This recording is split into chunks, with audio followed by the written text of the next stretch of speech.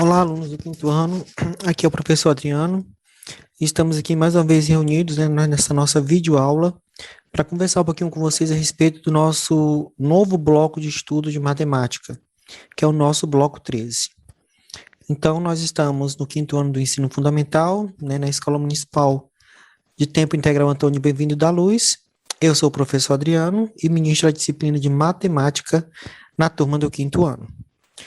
Então, nesse nosso bloco 13, pessoal, nós trabalhamos com duas habilidades principais, previstas na BNCC, que é a Base Nacional Comum Curricular, que é um documento federal que nós, professores, utilizamos, né, para elaborar os blocos de atividade remotas.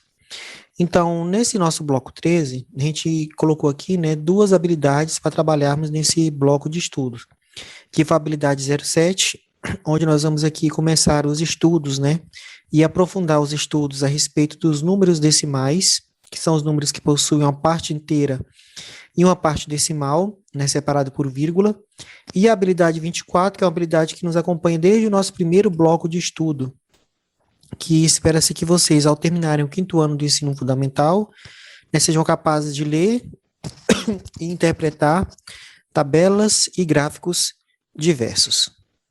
Então, os objetos de conhecimento que nós estamos aqui agora abordando, nesse nosso roteiro de estudo, né, é a capacidade, né, o objeto de conhecimento que vocês sejam capazes de ler, escrever, comparar, relacionar e identificar os números decimais, reconhecendo o que é décimo, centésimo, milésimo, né, e a relação entre eles, e ler e interpretar tabelas.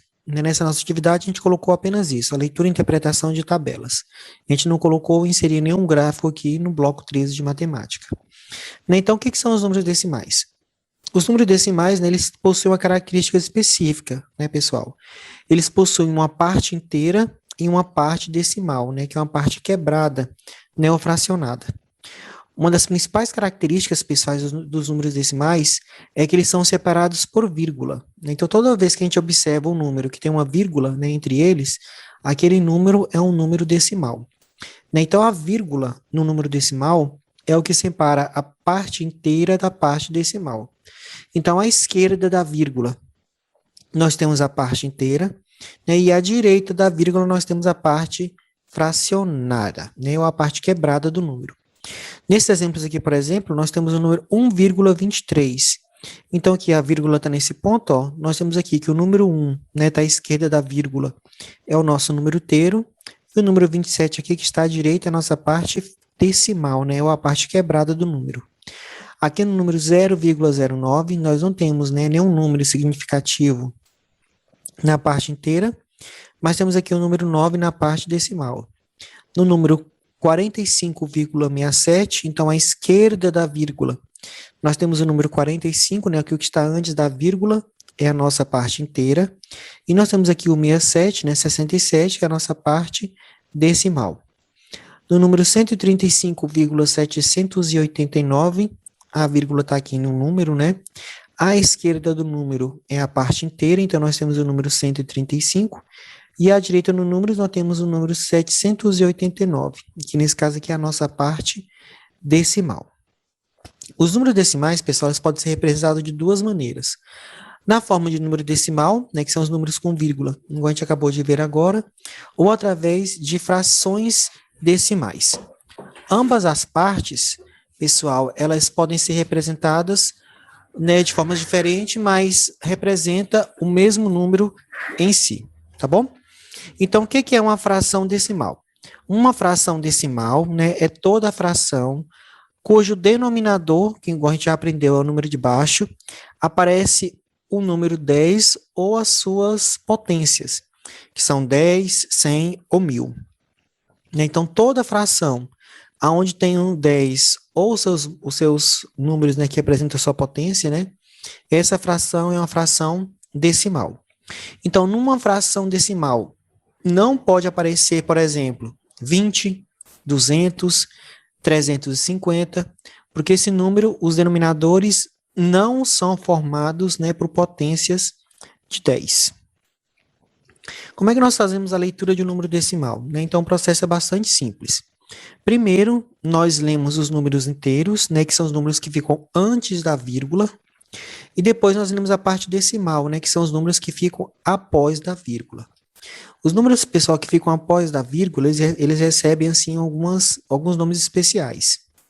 Que nomes são esses? Se tiver uma casa após a vírgula, né, esse número vai ser lido de décimo. Se tiver dois números ou duas casas decimais após a vírgula, nós vamos ler centésimos. Se tiver três casas, né, ou três números após a vírgula, nós iremos ler o número de milésimos. Então, aqui nós temos, por exemplo, ó, aqui no exemplo A, nós temos o número 5,3. Né? Então, como é que eu leio esse número aqui? Primeiro, a gente lê a parte inteira, que é o número que vem antes da vírgula. Então, fica 5 inteiros e 3 décimos. Né? Por que ficou décimos? Porque aqui só tem uma casa após a vírgula. Então, quando o número decimal tem apenas um número após a vírgula, a gente fala que o número representa estar na casa do décimo. Aqui nós temos 1,34, né? Então, como é que eu leio isso aqui? Primeira parte inteira, né? Aqui é o número que está antes da vírgula, é o número 1. Então, vai ficar 1 inteiro e 34 centésimos, né? Por que aqui ficou centésimos? Porque aqui aparece dois números, né? Ou após a vírgula, né? Duas casas decimal após a vírgula. No exemplo C, nós temos 12,007. Então, primeiro a gente lê a parte inteira, né? Que é o número que está antes da vírgula. E depois a gente lê a parte decimal de acordo com a quantidade de casas que o número possui. Então, o que vai ficar? 12 inteiros e 7 milésimos, né? Ficou 7 milésimos porque aqui nós temos três casas após a vírgula. Quando a parte inteira, pessoal, for zero, né? A gente não precisa colocar 0 inteiro e 5 décimos, né? A gente só lê a parte decimal, né? Que é a parte que fica após a vírgula. Então, se eu tenho aqui, por exemplo, na letra A, 0,4, a gente vai ler 4 décimos. Lê décimos porque só tem uma casa após a vírgula. Aqui nós temos 0,38. Então, vamos ler 38 centésimos. É centésimos, né? Porque tem duas casas após a vírgula. E na letra C aqui nós temos 0,009. A gente lê 9 milésimos porque tem três casas ou três números, né? Após a vírgula. Aqui nesse desenho ao lado, ó, nesse infográfico, a gente encontra aqui perfeitamente essa representação, né? Dos números decimais. Então, o número que fica à esquerda da vírgula, né, que são os números antes da vírgula, são a parte inteira. E na parte inteira a gente tem aquelas representações, né, dos números naturais que vocês já conhecem, que é unidade, dezena, centena e unidade de milhar. Depois da vírgula, nós temos a parte decimal do nosso número. A primeira casa após a vírgula é chamada de décimos. A segunda casa após a vírgula é chamada de centésimos. Terceira casa após a vírgula é chamada de milésimos. Nós podemos também, pessoal, fazer a representação decimal de uma fração decimal. Lembra que uma fração decimal é toda fração onde aparece no denominador 10, 100 ou 1000. Como é que nós fazemos isso? O processo é bastante simples e não tem cálculo nenhum para fazer isso. Então, nós retiramos, né, o denominador do número, né, que é a parte de baixo da nossa fração. Nós escrevemos o numerador, que é a parte de cima da fração, com tantas casas decimais, né, que nós contamos da direita para a esquerda, né, de acordo com os zeros que aparecem no denominador. Aqui, por exemplo, eu tenho 17 sobre 10.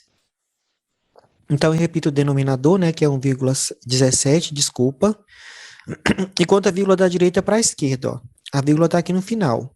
Como aqui só tem um zero, né, é um número 10, só tem um zero, eu vou contar apenas uma casa da direita para a esquerda. A vírgula sempre fica no final do número.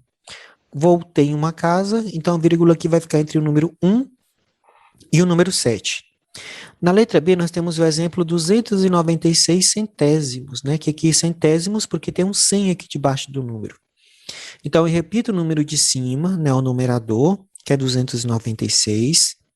Conto a vírgula da direita para a esquerda, né? A vírgula sempre está aqui no final do número, ó, de acordo com a quantidade de zeros que eu tenho no denominador. Aqui tem dois zeros, ó, a vírgula está aqui no final, então vou voltar duas casas, ó. Uma, né, a vírgula ficou entre o 9 e o 6, duas casas voltadas. A vírgula fica né, entre o 2 e o 9. Percebam que para a gente transformar uma fração decimal em um número decimal, o processo é simples assim. Repetimos o numerador, que é o número que está em cima, né, e voltamos a vírgula da direita para a esquerda, de acordo com a quantidade de zeros que existem no denominador. É possível também, pessoal, a gente fazer o processo inverso, né, que é representar um número decimal numa forma fracionária. Então, como é que a gente faz isso? Primeiro passo, né, aqui na pontinha A, ó, nós retiramos a vírgula do número. O número sem vírgula vai ser o numerador da nossa fração. E o segundo passo, nós escrevemos no denominador o algarismo 1, sempre o algarismo 1 embaixo, seguido de tantos zeros quanto forem os algarismos da parte decimal. Aqui nós temos, por exemplo, 3,2 para converter para a fração decimal. Tiramos a vírgula do número, então fica 32, né, sobre aqui, colocamos o número 1, igual vocês estão vendo aqui, ó, aparece apenas uma casa após a vírgula. Então, aqui vai aparecer apenas um zero no denominador. Aqui nós temos 1 inteiro e 25 centésimos. Então, reescrevemos o número no numerador, né, sem a vírgula, então fica 125. Colocamos o número 1 aqui embaixo e repetimos quantos zeros de acordo com a quantidade da casa decimais após a vírgula. Então, aqui tem duas casas após a vírgula, eu vou colocar aqui 2 zeros. Então, fica 125 sobre 100. Então, aqui agora nós vamos ter uma visão geral do nosso bloco 13, né? Coloquei aqui uma atenção bem grande para vocês, que eu acho que vai ajudar bastante vocês. Conforme vocês viram, em nenhum processo de explicação desse conteúdo, a gente fez algum cálculo matemático, né? Então, todo o nosso bloco 13, nenhuma questão vocês vão ter que calcular ou fazer alguma operação matemática.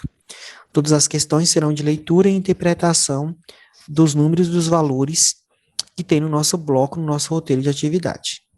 A partir de agora, a gente vai praticar um pouco, né? Vou apresentar aqui para vocês, né, as questões da atividade e vamos responder aqui algumas questões juntas, para exemplificar o processo de resolução da mesma. Então, na questão 1, ó, pede aqui para a gente escrever, né, como é que a gente faz a leitura dessas frações aqui decimais. Lembra que para uma fração ser decimal, né, no denominador, que é o número de baixo, sempre tem que aparecer os números, né, de 10, né, ou potência de base 10. Então, no denominador não pode ter 20, 30, 40, 150, porque esses números não são números decimais. Então, para uma fração ser decimal no denominador, sempre tem que aparecer 10, 100 ou 1000, 10.000, 100.000 e assim por diante. Então, como é que nós lemos essas frações? Quando tem 10 no denominador, nós lemos décimos. Quando tem 100 no denominador, nós lemos centésimos, ou 100.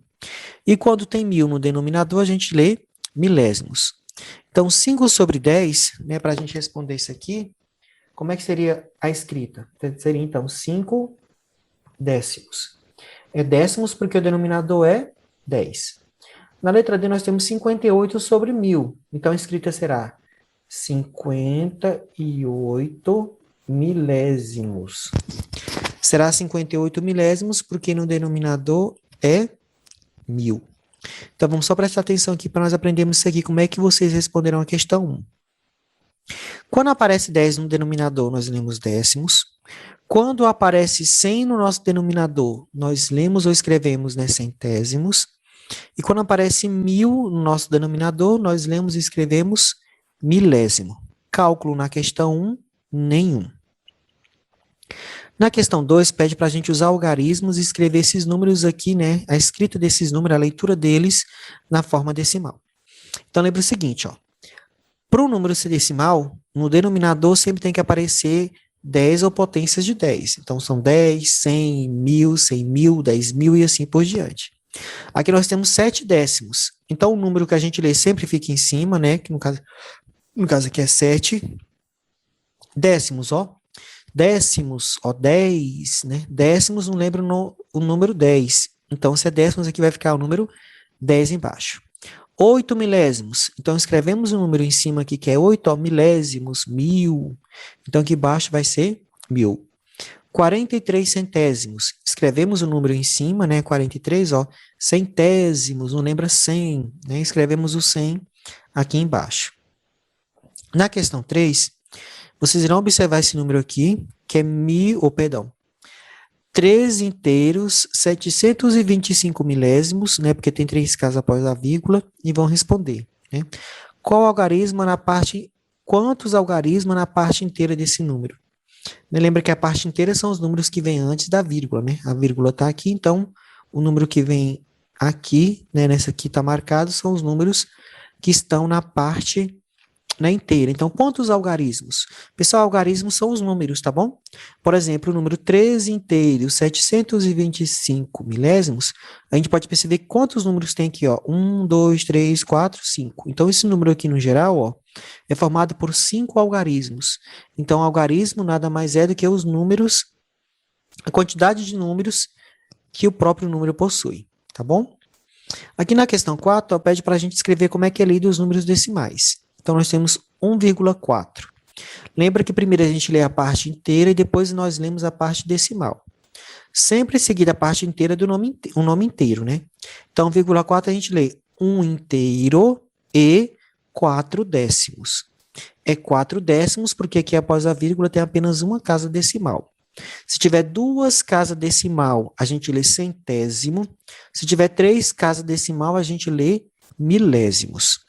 Então, toda a questão 4, vocês irão escrever, né, a leitura dos números que aparecem aqui. Na questão 5, pede para a gente representar esses números aqui em algarismos. Algarismo, conforme a gente viu, nada mais é do que os números. Então, nós temos 1 inteiro e 8 décimos. Então, 1 inteiro, então ele está antes da vírgula. 8 décimos. Se eu tenho 8 décimos, eu tenho apenas uma casa após a vírgula, né? Porque é o décimo. Então, vai ficar aqui 1,8. Na B, nós temos, por exemplo, ó, 5 inteiros. Então, 5 vai ficar antes da vírgula, né? Fica 5,15 centésimos. Se é 15 centésimos, tem que ter 2 casas após a vírgula. Então, vai ficar 5,15. Ó, uma casa, 2 casas após a vírgula, 15 centésimos. Em toda a questão 5, vocês vão ler assim, ler o que está escrito aqui e vão escrever os números nesses espaços, né, em algarismos. Aí lá na questão 6, ó, pede para a gente fazer a representação decimal desses seguintes números, das frações decimal que estão aqui. Então, como é que a gente faz isso? Conforme a gente estudou agora atrás, né, na explicação, nós repetimos o numerador, né, que é o número de cima, e contamos, né, a vírgula da direita para a esquerda, de acordo com a quantidade de zeros que aparece no denominador. A vírgula, pessoal, no número inteiro, ó, sempre fica aqui, ó, no final do número, tá bom? Se aqui eu tenho 75 décimos, né, 75 sobre 10, ó, esse número tem apenas um zero. Então, eu vou voltar apenas uma casa da direita para a esquerda. A vírgula está no final do número, volto ela da direita para a esquerda uma casa, então a vírgula vai ficar aqui entre o número 7,5. Então, toda a questão 6 vocês vão fazer dessa natureza. A gente repete, né, o numerador da fração na frente e contamos a vírgula da direita para a esquerda de acordo com a quantidade de zeros que o número possui. Se aqui, por exemplo, fosse 100, a gente ia voltar 2 casas, né? Voltar a vírgula da direita para a esquerda 2 casas. Se fosse 1000, a gente ia voltar a vírgula da direita para a esquerda, 3 casas. E assim por diante. Lá na questão 7, ó, pede para a gente representar, né, esses números decimais aqui na forma fracionária. Então, como é que a gente faz isso? Conforme a gente aprendeu agora lá atrás, a gente escreve, né, o número aqui em cima, sem a vírgula, né, o número no numerador, então fica 77. E no denominador a gente coloca o número 1 e coloca zeros, né, de acordo com a quantidade de vírgula que o número possui.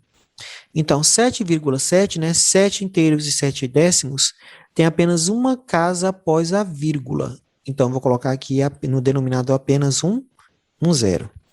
Em 0,6 aqui, por exemplo, ó, nós temos o número 6, que é o número significativo, então ele fica no numerador. né, sem vírgula. No denominador eu coloco o número 1 e coloco na frente do 1 a quantidade de zeros de acordo com a quantidade de casas decimais que o número possui, após a vírgula. Então, 0,6 só tem aqui uma casa decimal, então aqui também no final do número eu vou colocar apenas um zero. Lá na questão 8, pessoal, vocês vão pegar esses números que estão aqui, ó, e vão separar, né, eles aqui nas suas posições dentro dessa tabela que vocês estão vendo aqui. Essa seta eu coloquei aqui para representar para vocês, ó, que nesse ponto aqui, nessa linha, é o lugar onde simboliza a nossa vírgula, né, que é essa vírgula aqui que tem esses números, ó. Então, sempre se orientem aqui por essa linha para separar os números, tá bom? Por exemplo, aqui nessa linha aqui, ó, eu tenho o número 7,6. Nós temos 7 inteiros e 6 décimos. Olha só, o décimo já está aqui, ó, fica 6. A parte inteira fica antes da vírgula, então vai ficar aqui, ó, na casa da unidade. Então vai ficar 7,6. Esses pedaços, essa parte aqui vai ficar em branca, porque nesse número aqui, ó, eu não tenho, por exemplo, duas casas decimais para representar o centésimo, e não tenho aqui mais nenhum número à esquerda, aqui do 7, para simbolizar, por exemplo, a dezena, tá bom? Então, ó, sempre orientem aqui para essa seta, ó, para ela representar aqui para vocês essa linha, a vírgula, tá bom? Na questão 9, pessoal, a partir de agora a gente vai passar a utilizar nosso livro didático de matemática.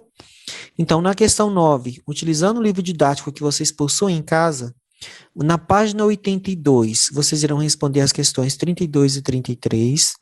Na página 83, vocês irão responder a questão 36. E na página 85, vocês responderão no livro a questão 39.